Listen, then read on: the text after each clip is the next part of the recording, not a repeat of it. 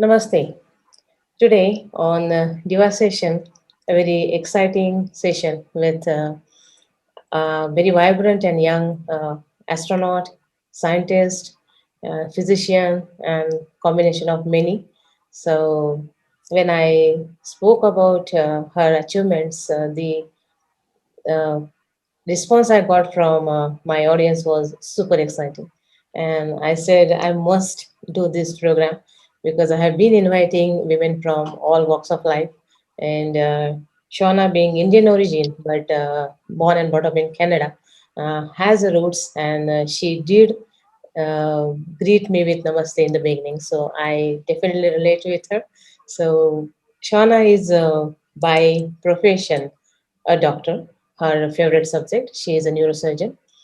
She is a scientist astronaut for space science, physician, aquanaut, speaker, martial artist, advanced diver, and also skydiver and pilot in training. I believe she has applied for her professional license as well.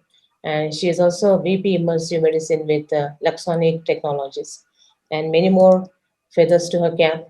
All that we'll talk to her during our discussion. So, Shauna, formally welcome to Diva program. Thank you so much for having me, Katie. Just a quick correction. I once trained in neurosurgery, but not currently a neurosurgeon. But But the rest of it's true, and I'm excited to talk about it. you went. I was training in neurosurgery before I went to rural and family medicine, general practice, and emergency medicine. Sure, sure. Nevertheless. So, Shauna, I thought I'll ask this question at the end, but now that I have seen you and I feel you also sing and play piano. Am I right? Yes. Okay. And you also practice taekwondo and also won a 2017 first amateur Thai fight. Muay In, Thai, yes. yeah, Yes, I'm very passionate about martial arts. super. So congratulations for that. Thank you very much. So at which level are you now for martial arts? So in Taekwondo, I'm a second degree black belt, and then in Muay Thai, there were wherever I've trained, there were never levels; they were just skills you picked up. So ideally, you're getting faster, more stronger, and improving every time you go. Sure. Wonderful. That was just an icebreaker. I have no idea about it, but I do have people who love it and they're practicing it, so they may ask you something. We'll teach you by the end of this. We'll teach you how to throw a punch. How's that? Okay. Um, Shana, first come first is like family background, opportunities, the place you are in, your education background, all that considered. But as an individual, how could you pursue these many options in your career? Yeah, I think part of it there's lots of factors there, and there's the old saying, a lot of it is down to luck, but I find that the harder I work, the luckier I am. The hard work is definitely a part of it. Having really good people in your life. My family, my friends, my colleagues are very supportive. They keep me grounded. And Absolutely. then the other part of it is setting big dreams when you're a kid. Don't don't even say the sky's the limit. Aim beyond that, and you'll surprise yourself with where you end up. And when I look at the dreams I had as a kid versus what I'm doing now, it's crazy to think that I've surpassed even those dreams. So I think those would be my top pieces of advice. All right. Uh, I think at one point in time you almost left neurosurgery, and you did speak about it. And on that part, I want you to tell how did you. You said that it was a kind of a low phase of your life, and you did work on it and overcome that. I Yeah. want you to specifically narrate that phase because many youngsters should know how to handle failure. Yeah, absolutely. Every single person in their life is going to fail. And if my friend who's a fighter pilot, she's Canada's seventh female fighter pilot. We were talking about this once, and she said, if you've never failed, you're lucky, you're lying, or you're God themselves. So, there's every single one of us has failed, and how we get over that, determines our character and where we go next. And so, as you said, I was training in neurosurgery before I transferred to a different branch of medicine altogether. And when you have something that was so internalized as part of your personality, it's impossible not to feel like anything but a failure. And so when I was in that low point in my life, that's when I started reading around resilience and what does that mean and what does it mean to bounce back. And so for those who aren't familiar with the term resilience and psychological resilience, is that mental toughness, that strength, that fortitude and grit. And it's easy to think that, oh, person A is, born more resilient than person B, and it's just something you have or you don't. But that's not what the research shows. Um, Research shows that it's something that we can build, that these are skills that can be broken down into 5 key components. And those key components are mental rehearsal, so preparing for the best and worst case scenarios, impulse control, resisting that urge to give up, breaking things down into increasingly bite-sized pieces rather than looking at the entirety of the task before you, positive self-talk, telling yourself that you've got this, and also finally relying on positive social support, so relying on your family and your friends. And this is true whether you want to be an astronaut, a neurosurgeon, a pilot, or a top performer. If you're looking to bounce back from failure, from a loss, you have to debrief with yourself. You have to look at your series of actions and then reinforce it so you're prepared the next time you're in that scenario. Makes sense. Makes sense. Uh, let's talk about you are a director of medicine for space.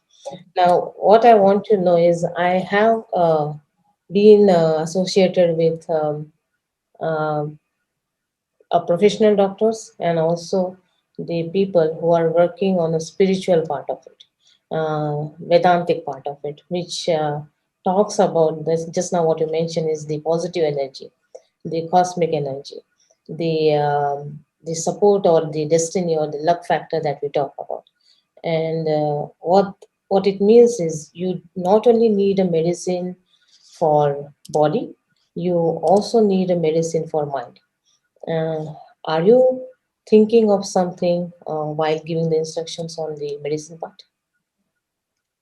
You bring up a very good point. And so oftentimes when we think about going to the doctor, we think about going to see them, when we're sick. But when we take a step back and look at the World Health Organization's definition of what it means to be healthy, it's not that health is simply the absence of disease, but it's the presence of physiological, mental, psychological, and social well-being. And so, it doesn't make sense to just wait until you're sick and then you have to go see the doctor, but doing everything you can to maintain your health at all of those levels. And mental health is an important part of that. And it's really critical to acknowledge that so we can set ourselves up to be happy, to be healthy, and to perform and succeed. Yeah. Uh, why am I asking this question is if you are aware of Indian philosophy, may not be in detail, but the overview of it. The belief of Hindu philosophy rather is our body is made up of 5 elements of nature. That is Akash, Patal, Jala, Vayu, and Bhumi. That is earth, water, sky, um, air, and the Patal, in the sense the lowest layer of it. So you being an astronaut, being surgeon, being physician, being aquanaut, being a martial art, you are attached with all 5 elements, whether you noticed it or not, but you are. And in this, there is something called a space within and space outside. So people talk about it a lot that we had an experience out of this world, and you did have an experience out of this world. So, how was it being under the water for 24 hours? Yeah, yeah. So just to clarify, I'm an astronaut candidate at this point, so I hope to still fly. I haven't been to space yet, but I'm happy Yeah. to talk about my aquanaut experiences. So I was lucky enough to live and work underwater with an incredible crew of 5 people under a 5-day mission called the Neptune mission. So this was the Nautical Experiments in Physiology, Technology, and Underwater mission. And in 2019, we performed scientific experiments at the Jules Undersea Lodge. And you really learn a lot about yourself when you're in such a closed, confined environment. Yeah. What it means to be mission driven, to work closely with the team to always be mindful of, the team's morale, the team's health, as well as your own morale. And then also, there's no hiding when you're in a very enclosed space like that. So you always have to be checking in with yourself. Am I being the best possible teammate that I possibly can be? And if I'm not, how do I change that? Okay. It is a part of the preparation. Okay, by the way, you just mentioned you're yet to travel to space. Question was, when am I heading to space? Yes. Yeah, so there have been no new flight announcements as of this time, but everything that we've been doing in Possum with the bioastronautics program, everything that we've been doing to further research in bioastronautics, microgravity, human health, space medicine, planetary geology, all of it contributes to what we know and what we've achieved in space. So as soon as I know, the world will know as well. But I don't currently have any upcoming missions or plans to go to space. I see. But this is the medicine part for the space is what you are doing the research on. Am I right? Okay. So in this context, I did see videos on social media and officially that one teacher from China, I don't remember the place, was taken to space to not space, but was put in a aeroplane, and the aeroplane went waves like this, and then they experience what is meant by gravity, what is meant by the response of body to the gravity. So, have you in your testing, climate change testing project? Have you, Posam, I think, have you experienced the living and experiencing gravity is are two different things? Yeah, so you're referring to parabolic flight. And so people often say, how can you have been in zero gravity without having gone to space? But I've been lucky enough to have flown 6 campaigns to date over 140 parabolas. And I've been tested spacesuits in zero gravity with Project Possum. And so the way you achieve that is your plane, as you were saying, was flying in a parabola. So you're accelerating upwards, and then you're falling at the same rate as the plane for a period of 20 to 30 seconds, exactly, just like that. And so in that 20 to 30-second period of zero gravity, you actually have the opportunity to conduct some scientific tests. And in this case, we were testing the spacesuit, and it's impossible. It's impossible not to be in zero gravity and have a giant smile on your face. So it's been incredible. I've worked with incredible teams over since I've been doing this since 2015. And once the pandemic lifts, so we're very much looking forward to getting back to testing. Yeah, and I'm sure because I have a super air sickness problem, and whenever I used to go often to Denver area, Colorado mountains, and I had used to have nightmares because sometimes the landing will be really bumpy, and I would have my heart in my mouth, and I don't know how can you survive for even 30 seconds without experiencing gravity, and your body is almost floating and there is no weight. Yeah, absolutely. That's a great question. And the more you fly, the more you learn tips and tricks to keep yourself focused and not getting air sick. And so for anyone who ever helps to experience parabolic flight, make sure that you're keeping your head on the same axis as the direction of travel, because if I'm looking this way and the plane's traveling this Yes, way, that's a recipe for motion sickness. Making sure that you're well hydrated, you're not tired, that you're keeping yourself well ventilated, because overheating definitely helps exacerbate that. So there's ways to prepare yourself for microgravity for sure. and it's a part of experience for space travel that you need to be ready to experience anything. So it is, and what we know from humans going to space on the International Space Station, for example, we know that they are prone to something called the space adaptation syndrome. And Mhm. so, this isn't just 20 to 30 seconds of microgravity at a time. They are stuck there. And so now their inner ear, which controls balance, is very confused from what the eyes are seeing and what the nerves are perceiving. And so this leads to a lot of nausea and sickness for some astronauts. Mhm. And they can be critically sick with nausea, vomiting for the first Yes, 48 to 72 hours. And yes. so this is actually why we don't schedule critical tasks within that period. Mhm. So, for example, something like a spacewalk wouldn't be scheduled during that period, because, as you can imagine, it's very risky to get space sick in a spacesuit. Hmm. Nervous. Okay. Mm, how I read, correct me if I'm wrong, I read that Wasam 13 is for women Yes. who want to explore this. And what are the specifications and prerequisites for it? Yeah. Thanks for asking about that, especially during Women's History Month. We just celebrated International Women's Day, so it's a Yes. perfect time to talk about this. So, the Possum 13 is our outreach arm of Possum, and our mandate is to promote careers in space and space exploration to women and underrepresented groups the world over. And practically, that's translated into campaigns for female led teams for girls aged 13 to 17 all across the world to develop and design a scientific payload that can be tested in this parabolic flight that we've been talking about. So we flew our first winner from Colombia in 2019, and then we are currently selecting our winners from this year's Possum 13, or I guess last year's Possum 13 campaign. And it's just a wonderful way to get these girls excited about science. They impress us every single time with the payloads they develop. And then, actually getting one of them to fly in zero G. Ivana was 16 when she flew in zero G, and she was an amazing teammate. And we were all proud of her. So, we get as excited as these teams do, and to bring them into the space sphere is amazing for us. Absolutely, it will be exciting, and for women, getting a special opportunity is something really wonderful.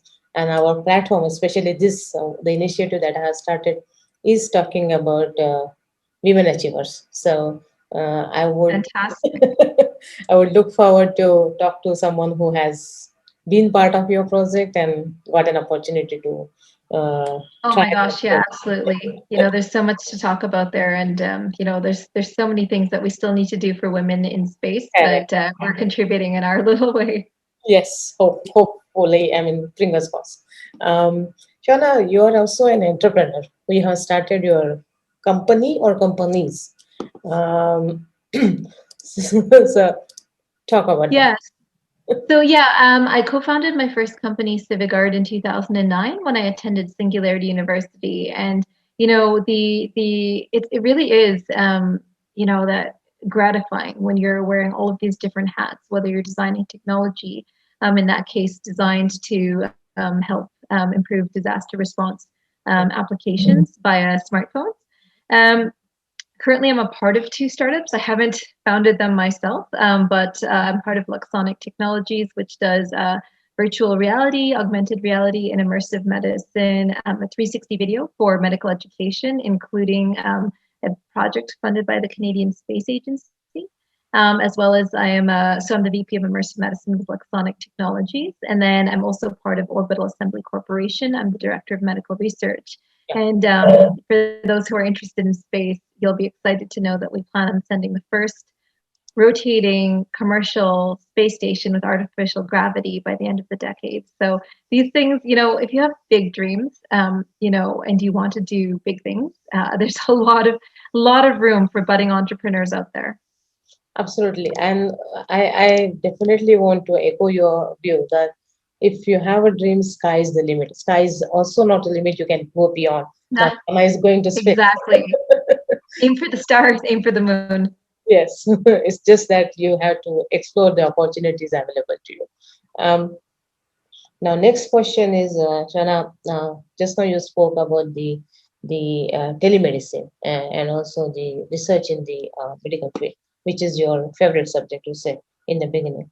Uh, for the COVID situation, you were involved and you did good role. You did play good role during that period. So you're asking how I've contributed to Yeah. COVID assistance. Yeah. And so, as physicians, our primary duties to our patients, and since February 2020, full-time clinical, sometimes working 100 hours of pure clinical. Sometimes I've worked in over 30 cities and towns. Last year was over 15 alone. So I get to serve small communities that are in need. I've worked with all manner of patient, all manner of COVID patient. And so there's a time and place for everything. And with the pandemic, medicine had to come first. And so you do see a lot of a lot of the havoc that COVID has wreaked on people, and helping them as best as we can with our emerging data around COVID has been very gratifying. Yeah, and now the vaccine is in place, so hopefully things would fall in place soon, and everything will be Yeah. normal soon.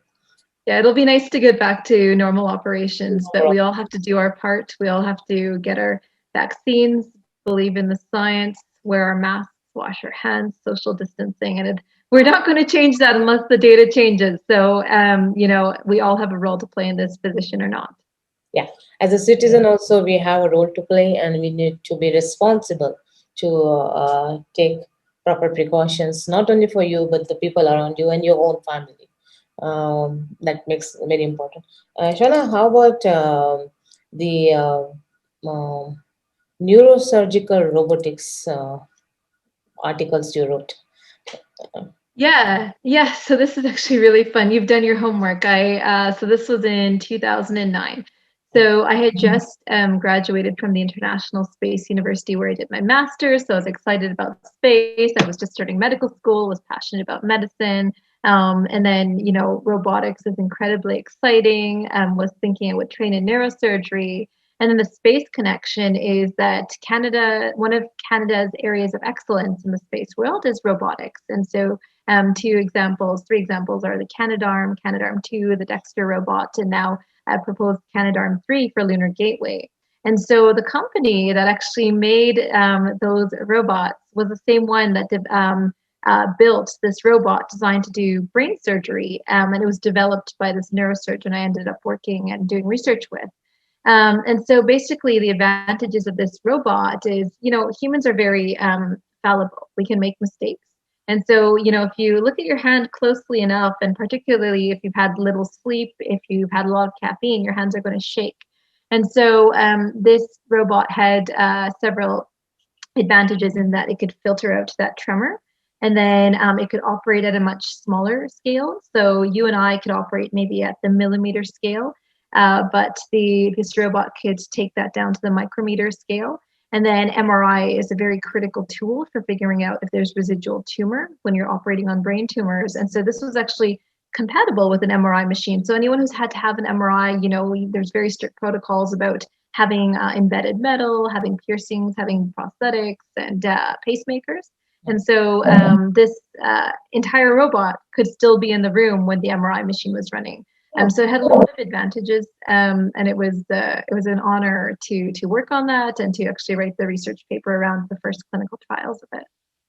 Maybe another, not out of context, but something interesting. Shana, you are also received many accolades and awards. One of them is the Women's Executive Network's Top 100 in Canada 2020. So first of all, congratulations for that. How did Thank you it very much. feel? It was you never, you always question when something prestigious happens, whether you're getting into medical school for the first time. The first time I attended the Possum Ground School, when I was selected for this award, you always think to yourself, they made a mistake, and they're just waiting to identify the mistake, because there's so many incredible women out there in Canada across many fields. I was named in the science and technology category, and all of my fellow winners, were doing amazing things in research. And we got to meet each other and talk about our work, and just to be part of that community of women who are pushing the boundaries of science and technology and be recognized within our own country was, an incredible honor. So, it's humbling for sure. When are you in India last, or when are you coming to India in future? Yeah, so I have a lot of my extended family, very, very dear to me. They're in Mumbai and surrounding area. I was last there in 2017, and as travel restrictions ease and I get back to traveling again, hopefully it won't be too long. Okay. And hopefully before that you go to space and then you come to India. So Yeah, I don't mind. I don't mind that order of operations. That's fine. I'll take a detour and then come to India. yes, I was in fact asking you, is there a possibility that we say hi to you when you are in the journey to getting the docket and getting looped with it. Before that, can we say hi to Shawna that good luck for your stay over there? Yeah, I'll wave from above and say hi for sure. Yes, yes, maybe we can try that. Do remember that I want that to happen because that will be an exciting moment for many. Uh, a girl is going, our dear Shauna is going, and we are saying hi to her, and she's going to do a great job there. All right, that's all I had. Anything else you want to say? No, this was, thank you for thinking of me during Women's History Month. We have a lot of work to do when it comes to gaining equal ground for women in STEM fields, especially in the space sector. 12% of astronauts have been female to date. So, it's my pleasure to come on and talk about what I love. Yes. So something you can think of starting some sort of awareness or training programs in India and inspire many girls who possibly want to explore this opportunity, but they don't know where to go, how to go about it. Oh gosh. Yeah, if you're interested in space, there is space for you. And there's so many opportunities at every level, whether you're in grade school, whether you're just starting out, whether you're in your, engineering masters. And so good organizations to look up. We haven't announced our next competition for the Parabolic Flight Campaign for Possum 13, but definitely Google Possum 13 and keep an eye on what we're doing. And look out for the next time we announce our next competition.